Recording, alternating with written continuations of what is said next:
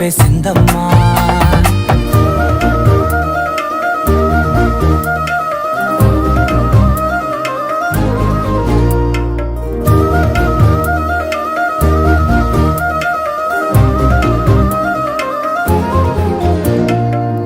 ఏకాంతాలన్నీ ఏకాంతం లేక ఏకరువే పెట్టాయే ఏకంగా, సంతోషాలన్నీ సెలవన్నది లేక మనతోనే కొలువయ్యే మొత్తంగా, స్వాగతాలు లేని ఒంట్లో ఉండలేక విరహం కనుమరుగయ్యే మనతో వేగలేక, కష్టం నష్టం అనే